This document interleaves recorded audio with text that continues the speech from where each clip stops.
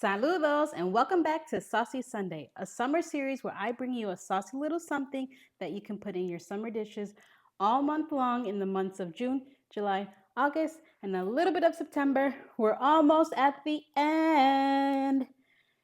Can you guess what we're making today? This is a request by my friend who I will be dog sitting for after I finish recording. And she requested this, so we're gonna try to make this really quick, get over there to walk the dog, feed the dog, and start the rest of the day. So we're making penne alla vodka. We're making vodka sauce.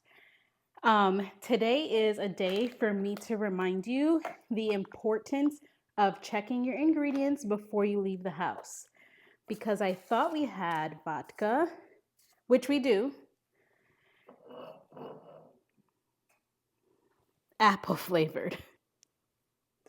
What can you do, right? What can you do? But okay, we're just gonna do what we can, pray that the flavor doesn't get thrown off too much because of it, and just,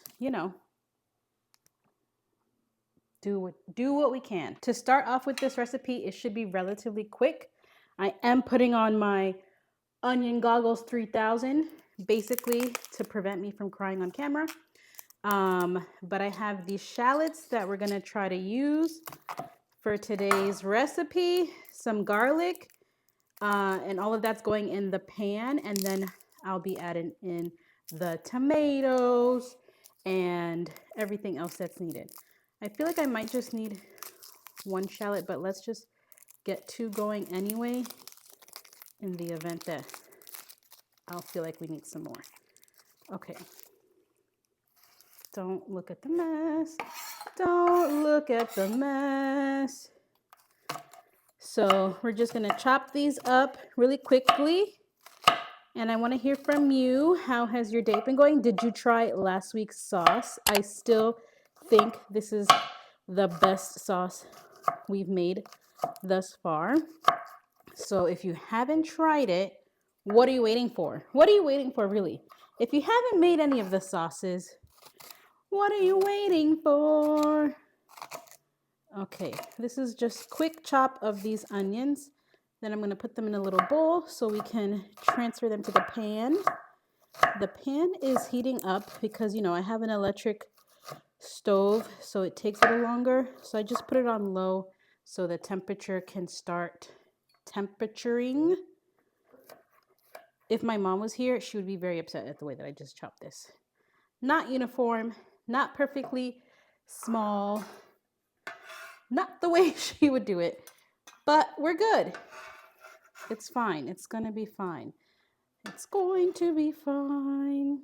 Another interesting thing, so in researching on how to do this, a lot of controversy. There's always a lot of controversies with sauces. Like, everybody thinks they know the best way to do a sauce, which is fair. Everybody has their way. But a lot of controversy with the type of tomato. However, I consulted my favorite book, The Food Lab. This is a book that I got from my cousin-in-law. Thank you, Nick. He loves science. He loves science. I also love science. So that was a wedding gift that he got us, where it's basically science and understanding food and how to make food with science. In that book, the author used whole tomatoes. Everybody else uses tomato paste. So we're going to use whole tomatoes, is the gist of that. Let's save these two. I don't think we need that much garlic. Let's mince these garlic a little bit. What am I doing? We're going to use let's just do it. We're already here. You know what knife I want to get? I want to get this knife that's looks kind of like a cleaver, but not. My husband's about to watch some YouTube. The platform that you're watching this on.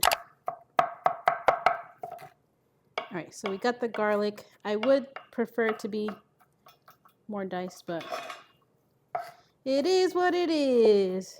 Just gonna put it on here so it's ready to go when it's the time to you know, use it. Let's go to the stove. So the pan is heating up. We're gonna just add some olive oil to start. A great way to know if the oil is hot enough or not is the rate at which the oil is moving. It should move like water. So it's not heated up yet. Also, I'm seeing that there's water in the pan that I did not wipe. So fun for us, fun for us. Okay, let's check her out. Moving a little bit more. I think we can test it by putting a little shallot. See how it's quiet? No go. Okay, so we got some sizzle. So let's add in all of the onions.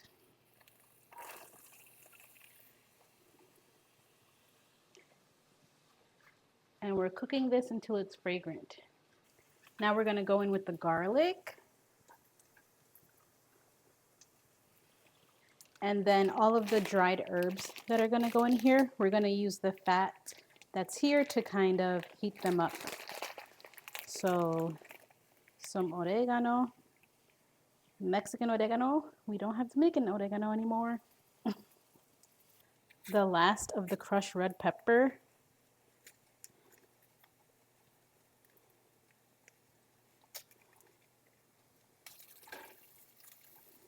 And before things start burning, we're gonna add in the tomatoes. In the recipe, he says to like put it in with the water, but because I'm not cooking it as long as he is, because I don't have 30 minutes to do that, I'm gonna take the water out and just use less. So here's the tomatoes, whole tomatoes. This, in theory, should cool down the pan. I am gonna look for my, potato masher to get them all nice and soft. Guess who's in the kitchen now? You guessed it, tuna.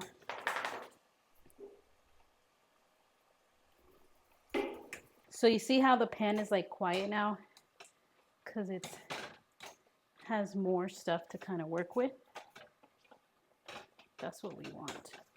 We want to use the sounds of the kitchen to guide us in the kitchen. Okay.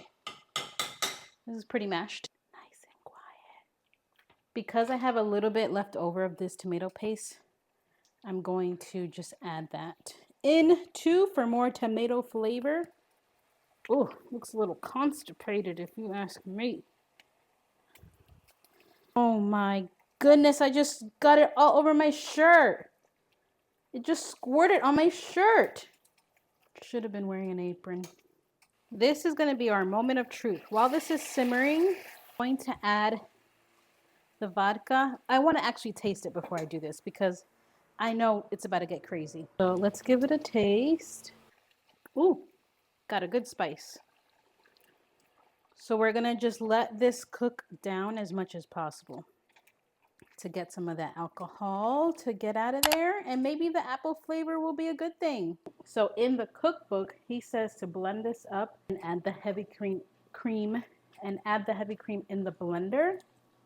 So we're going to go ahead and do that. So I'm going to just cut the heat off real quick.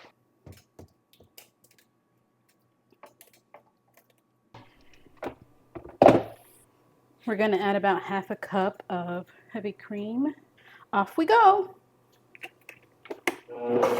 Honestly, this is looking really hopeful. Whoa, this is looking really hopeful. Okay, so we're taking it back to the pan just to cook off a little bit more. Let's get us, wow, this looks really good. Now that it's like reached a nice little simmer, we're gonna add in the pasta. Actually, let's give it a taste first. We're here for the sauce, not the pasta. You first. Okay, let's see.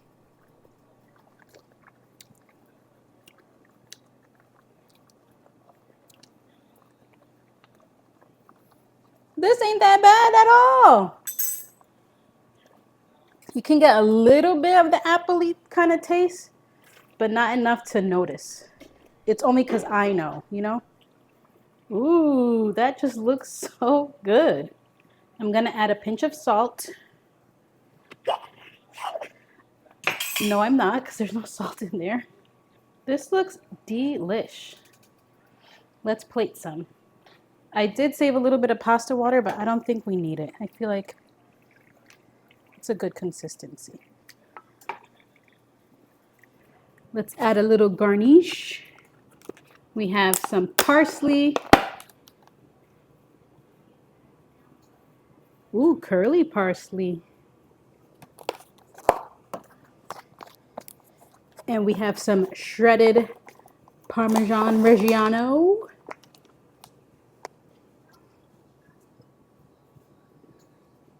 And this is all she wrote. It looks beautiful, doesn't it? I think this might be really fun. I feel like it was easy. It definitely would have been easier if I just used a tomato paste. I think also the flavor would have developed a little bit more if I let it cook longer. But let's just try it. Wow. Very demure. The heat is perfect. It does need a little bit more salt, but I like things salty. I think this is great. I think you should definitely add this to your Saucy Sunday rotation with the modifications. Let's give my husband a taste. Honest reactions.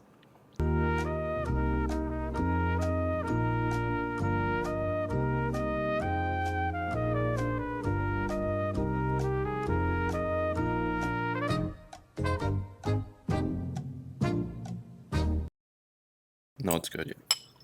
It's good. I like it. There you have it, folks. This sauce is good and belongs on your Saucy Sunday list.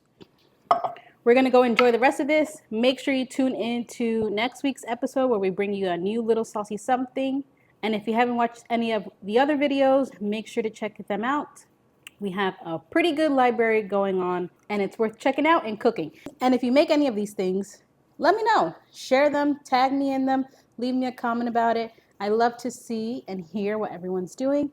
But this was a great recommendation, Daniela. We're pumped. And I'll be leaving some at your house.